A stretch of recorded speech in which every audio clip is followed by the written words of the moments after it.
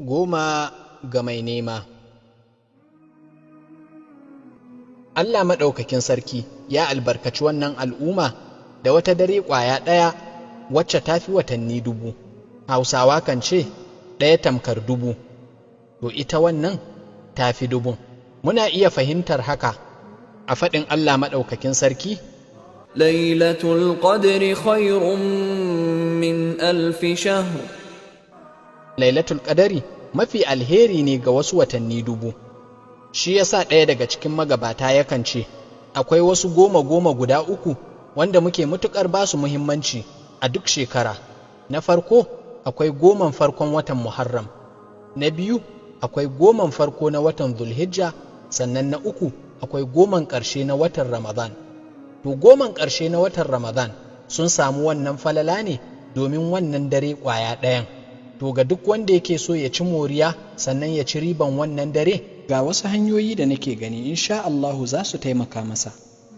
Na ɗaya, duk ibadar da za ka yi ka tabbatar akwai ikhlasi, ka sani Allah ya barranta da shirka komi ƙanƙantar shi. Na biyu, samar wa kanka wani lokaci na musamman ko da hantsi ko da rana ka kwanta don ka samu ƙarfin tashi cikin dare. Na uku, rage yin surutu da yawan alaƙa da mutane don suna iya sa ka saɓo, kuma wasu daga cikin magabata kan ce zunubi ko laifi na daga cikin dalilai da ke hana bawa tashi cikin dare ya yi ibada. Na hudu, cin abincin buɗe baki daidai wa daida don cika ciki na iya sa maka kasala har ka gagara tashi.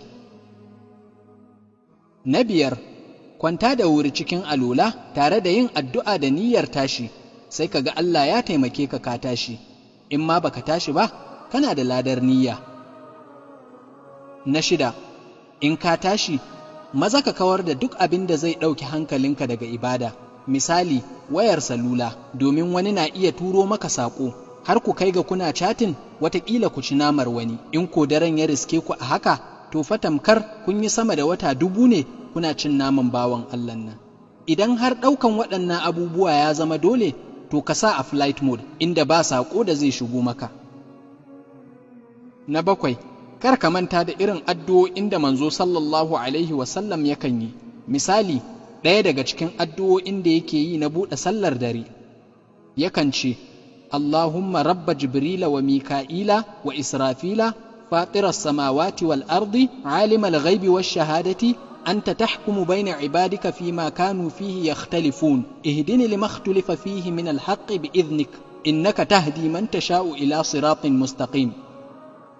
sannan wanda ya karantar da matar shi Nana Aisha radiyallahu anha da yake ce mata idan har kin riski wannan dare to ki yawaita faɗin Allahumma innaka afuwun tuhibbul afwa fa'fu anni.